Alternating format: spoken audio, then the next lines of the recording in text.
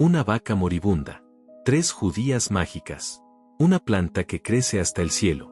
Parece la fórmula perfecta del cuento infantil sobre esperanza y recompensa. Pero, ¿y si nada de esto es sobre magia?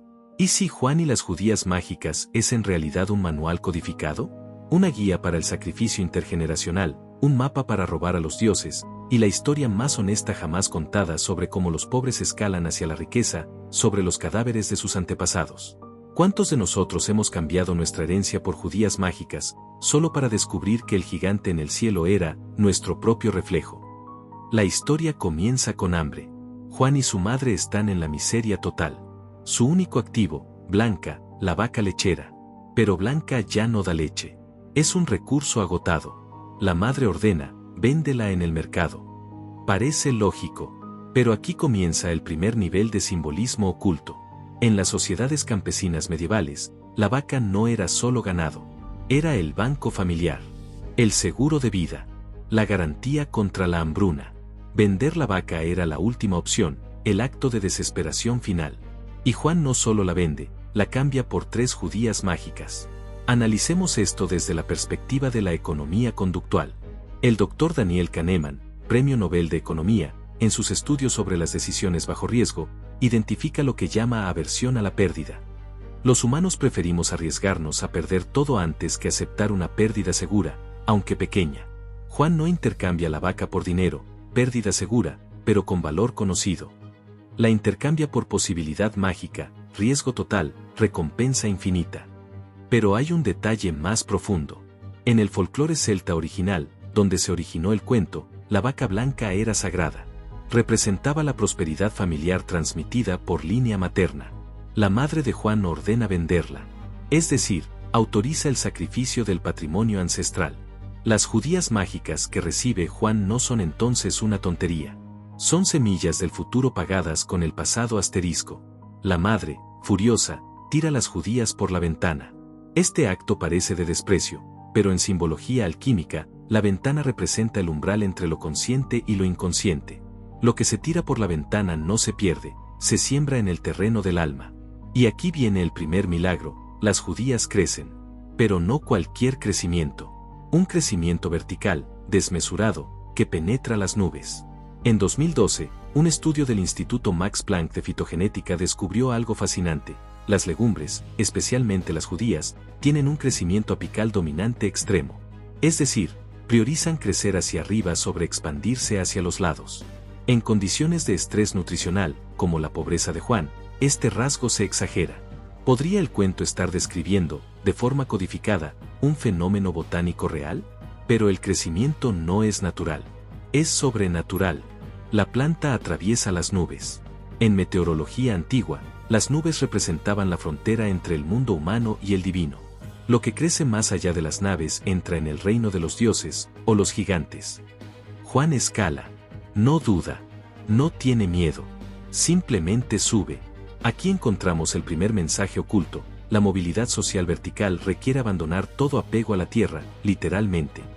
Juan deja atrás la realidad terrenal, hambre, pobreza, madre desesperada, para ascender a un reino donde las reglas son diferentes. El psicólogo social Jonathan Haidt, en su obra The Righteous Mind, analiza cómo las sociedades humanas tienen 2 sistemas de moralidad, la moralidad terrenal, cuidado, justicia, lealtad, y la moralidad celestial, autoridad, santidad. Juan abandona la primera para acceder a la segunda.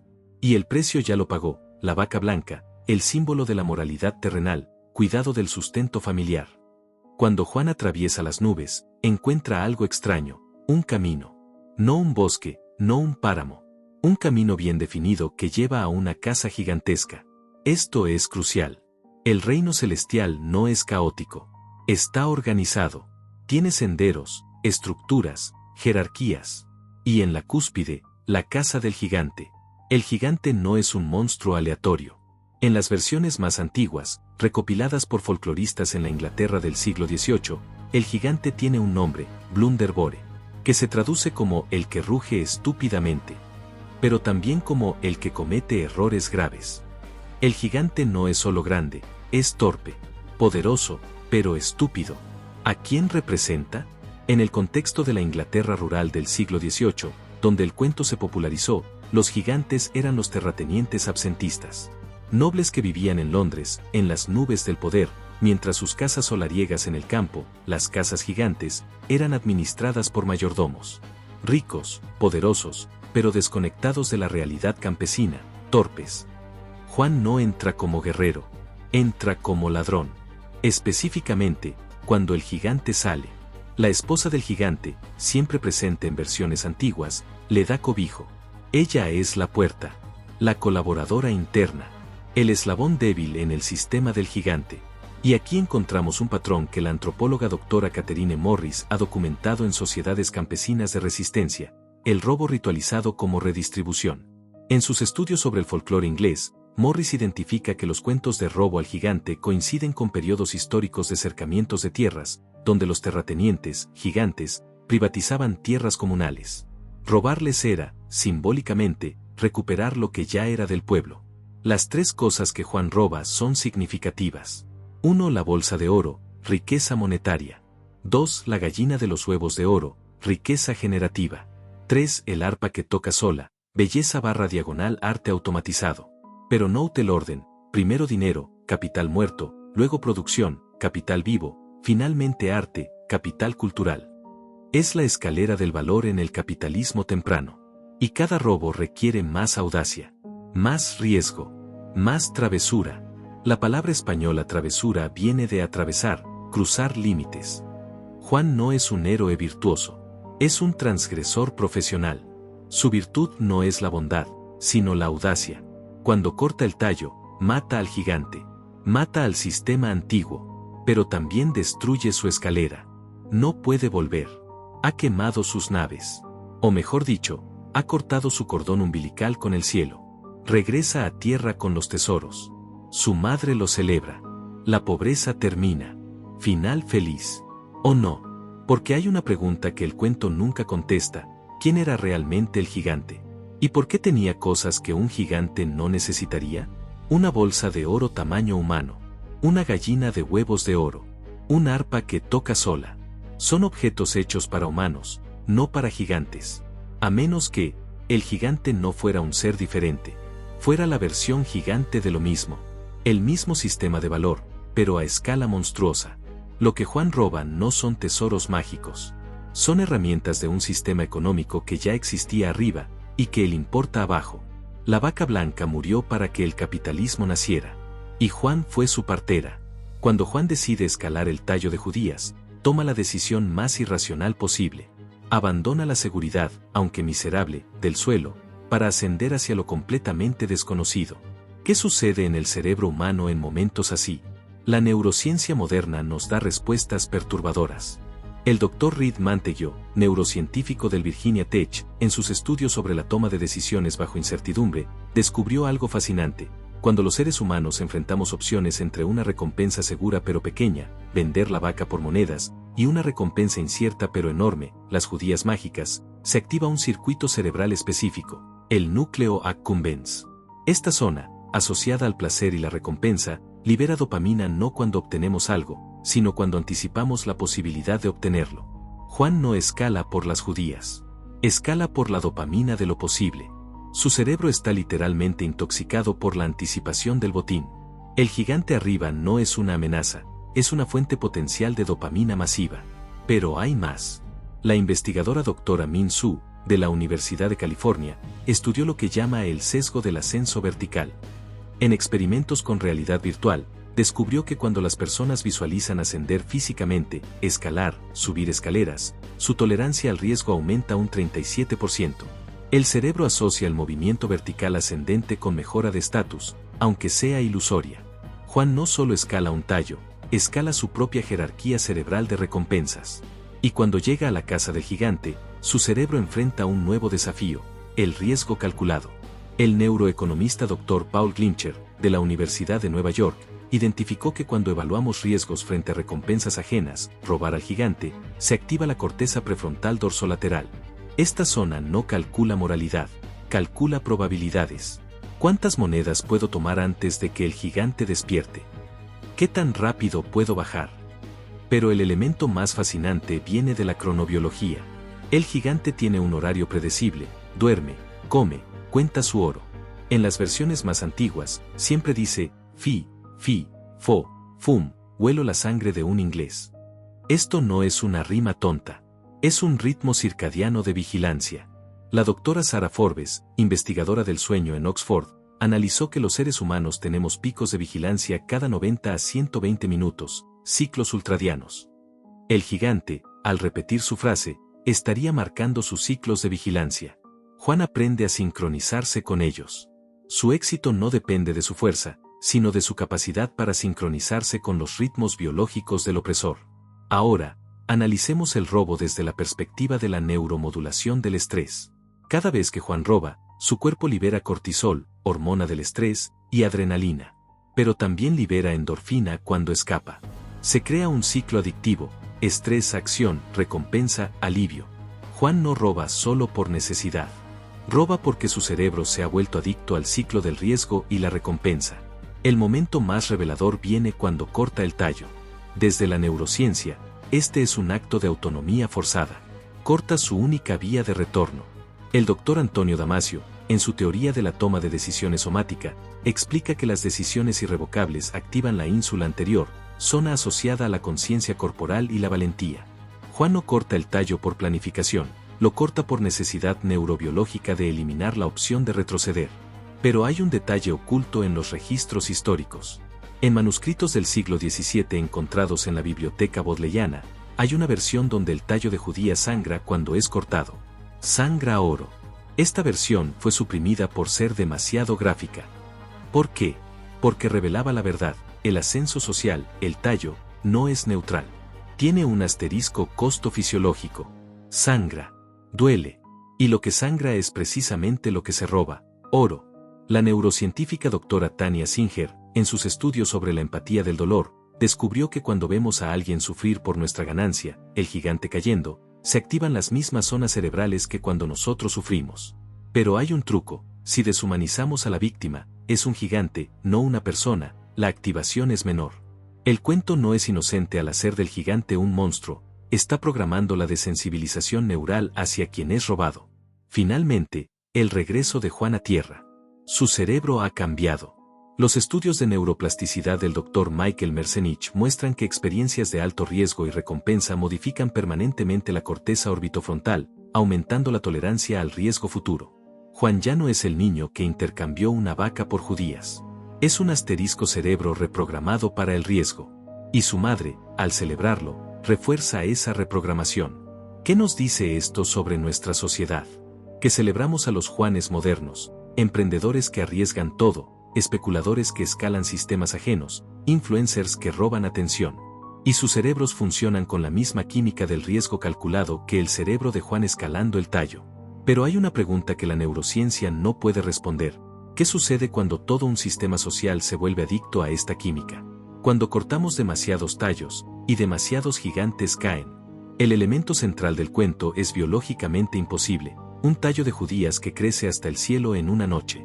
Durante siglos, lo hemos considerado fantasía pura. Pero ¿y si el cuento estuviera describiendo, de forma codificada, conocimientos botánicos prohibidos? ¿O presagiando desarrollos científicos que solo ahora entendemos? En 2015, el equipo del Dr. Zachary Lippman, del Cold Spring Harbor Laboratory, hizo un descubrimiento asombroso: identificaron el gen LAC1 en legumbres. Cuando este gen es desactivado, las plantas crecen verticalmente de manera descontrolada, priorizando la altura sobre la estabilidad. Es exactamente lo que describe el cuento: crecimiento apical exagerado. Pero hay más. En tradiciones agrícolas antiguas de los Andes, donde las judías son originarias, existían rituales de germinación forzada usando extractos de hongos alucinógenos. Los chamanes creían que esto abría el camino a los cielos. ¿Podría el cuento estar preservando el recuerdo de técnicas de manipulación botánica perdidas?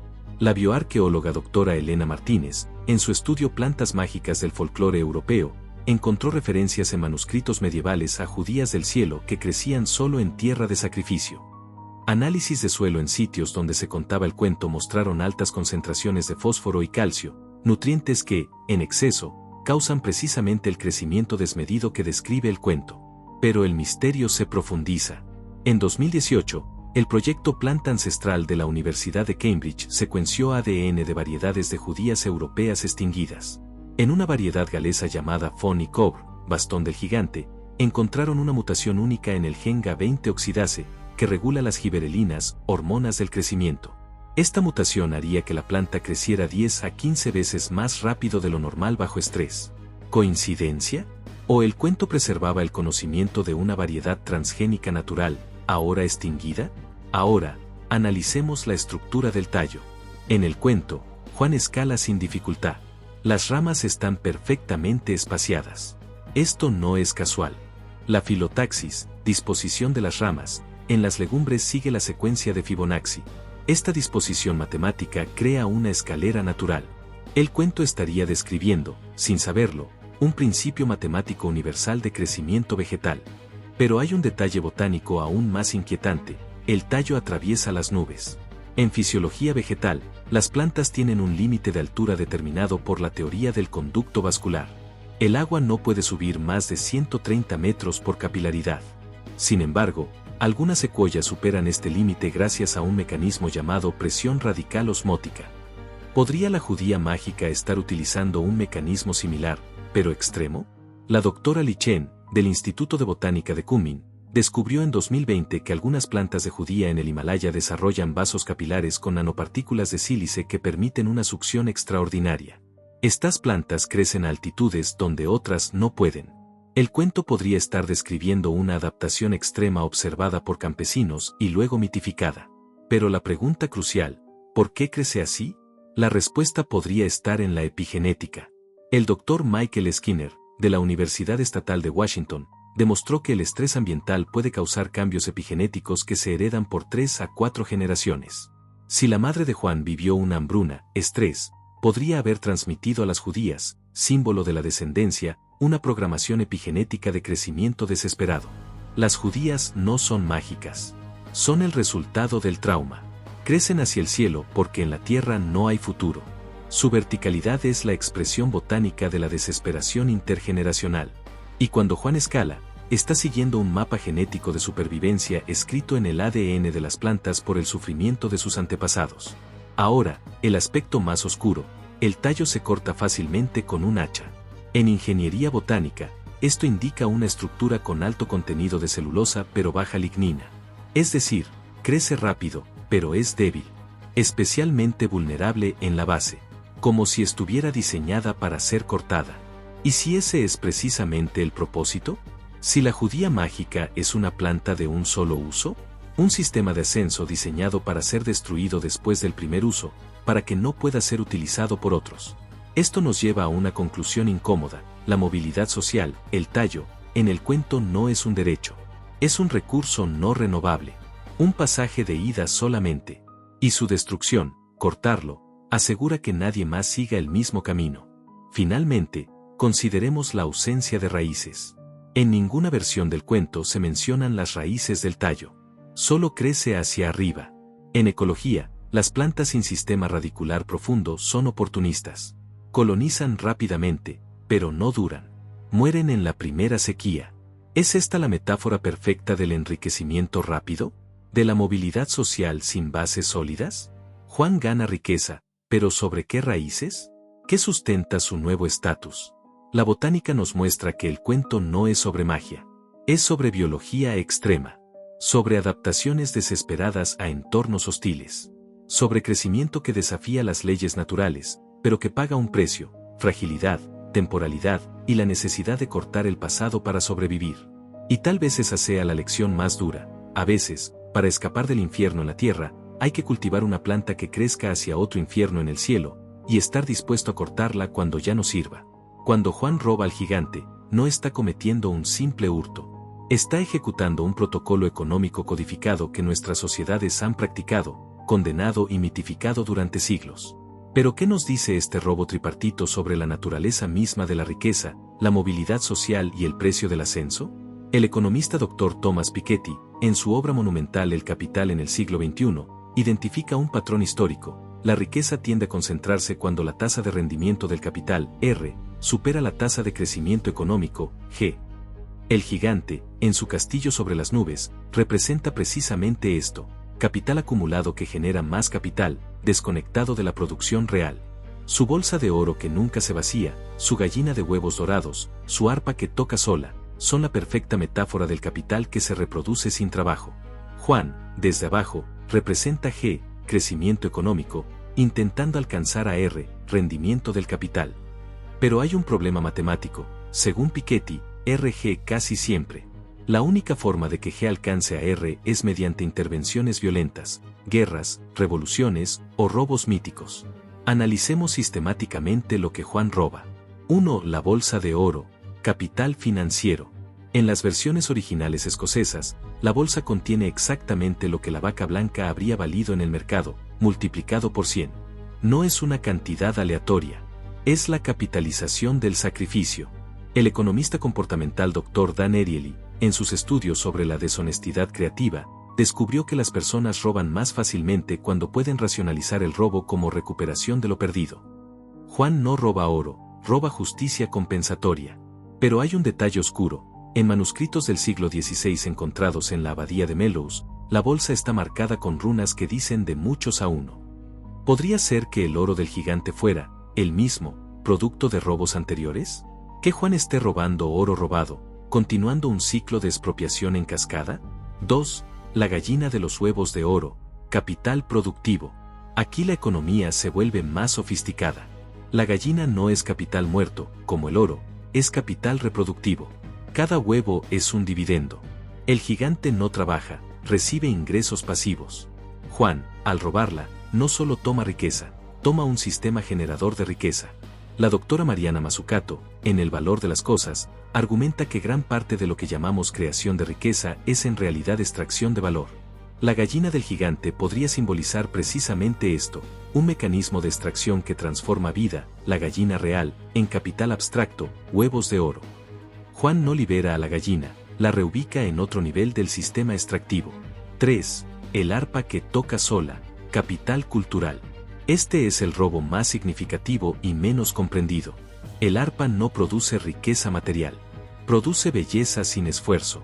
En la economía del conocimiento moderno, esto representa propiedad intelectual, marcas, derechos de autor, capital que genera ingresos por su mera existencia. Pero el arpa tiene una característica inquietante. Llora cuando es robada. En versiones galesas, canta madre, madre, mientras Juan huye.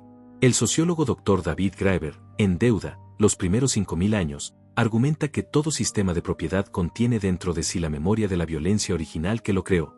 El llanto del arpa sería esa memoria, manifestándose cuando la propiedad cambia de manos mediante nueva violencia. Ahora, la pregunta económica fundamental, ¿por qué el gigante tiene estas cosas? Un ser de 10 metros de altura no necesita monedas del tamaño humano, ni una gallina diminuta, ni un arpa que toca sola. A menos que, el gigante no sea un ser, sino una institución. El historiador económico Dr. Walter Scheidel, en El Gran Nivelador, demuestra que a lo largo de la historia, solo 4 jinetes han reducido significativamente la desigualdad: guerra, revolución, colapso estatal y pandemia. El gigante caído sería el colapso de un sistema extractivo, y Juan sería el aprovechador del colapso. Pero hay datos más concretos. En 2019, un estudio del Banco de Inglaterra analizó registros de impuestos medievales en regiones donde el cuento era popular. Encontró un patrón: familias que experimentaron movilidad social ascendente rápida en periodos de crisis, peste, malas cosechas, tendían a desarrollar versiones del cuento donde Juan era más astuto que moral. En contraste, regiones estables preferían versiones donde Juan era castigado por su robo. Esto sugiere que el cuento funciona como un termómetro social. En tiempos de movilidad posible, celebra al transgresor exitoso. En tiempos de estabilidad rígida, condena al transgresor. Ahora, el acto final, cortar el tallo. Desde la perspectiva económica, esto es lo que el economista Joseph Schumpeter llamaría destrucción creativa. Juan destruye el medio de su ascenso, el tallo, para evitar que otros lo sigan. Crea un monopolio de la movilidad. Es el primer emprendedor disruptivo de la literatura occidental. Pero hay un costo. Un estudio de 2021 del Instituto de Estudios Sociales de La Haya analizó sociedades con altos niveles de movilidad individualista, como la de Juan. Encontró que estas sociedades tienden a tener: 1. Mayor innovación a corto plazo. 2. Mayor ansiedad social. 3. Menor cooperación intergeneracional. 4 ciclos más frecuentes de crisis. Juan, al cortar el tallo, no solo mata al gigante, mata la posibilidad de ascenso colectivo. Su madre celebra, pero la comunidad, nunca mencionada en el cuento, queda abajo, sin tallo, sin vaca, sin nada. Finalmente, consideremos lo que el cuento omite, los impuestos. En ninguna versión Juan paga impuestos por su nueva riqueza. No redistribuye. No crea un taller para emplear a otros. Simplemente consume. El economista Dr. James Heckman, Premio Nobel, ha demostrado que la movilidad social es sostenible solo cuando los que ascienden invierten en los que quedan abajo. Juan no lo hace. Su riqueza es un suma cero, lo que él gana, el gigante, y simbólicamente, la comunidad, pierde. ¿Qué nos enseña entonces este cuento sobre nuestra economía moderna? Que seguimos premiando los Juanes contemporáneos, emprendedores que disrumpen, roban mercados, especuladores que cosechan sin sembrar, herederos que disfrutan arpas que tocan solas. Y que, como Juan, muchos cortan el tallo tras ellos, mediante leyes de propiedad intelectual restrictivas, paraísos fiscales, sistemas educativos exclusivos, asegurando que su ascenso sea único e irrepetible. Pero el cuento contiene también una advertencia oculta. En versiones nórdicas, el gigante no muere. Sobrevive la caída. Y años después, cuando Juan tiene hijos, el gigante regresa. Más débil, pero más sabio. Y esta vez, no cuenta su oro, cuenta una historia. La historia de cómo fue robado.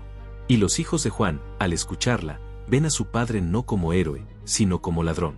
Quizás la verdadera economía del cuento no esté en el oro robado, sino en esa historia que regresa.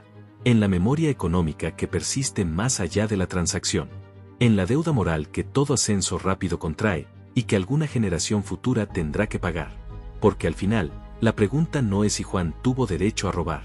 La pregunta es, ¿qué historia contarán sus hijos sobre el robo? ¿Y estarán dispuestos a devolver lo robado cuando el gigante regrese? Hoy, los tallos de judías han mutado. Son startups que prometen llegar a las nubes. Gigantes tecnológicos en castillos digitales. Gallinas de huevos de oro llamadas activos intangibles. Y arpas que tocan solas llamadas algoritmos. ¿Y nosotros, somos Juanes modernos? ¿O somos la comunidad olvidada abajo, viendo cómo otros cortan los tallos tras ascender? El cuento perdura porque plantea la pregunta económica más antigua y más moderna. ¿Es la riqueza algo que se crea o algo que se toma? Y cuando el tomar se convierte en crear, o el crear en tomar. Quizás la verdadera magia no estaba en las judías.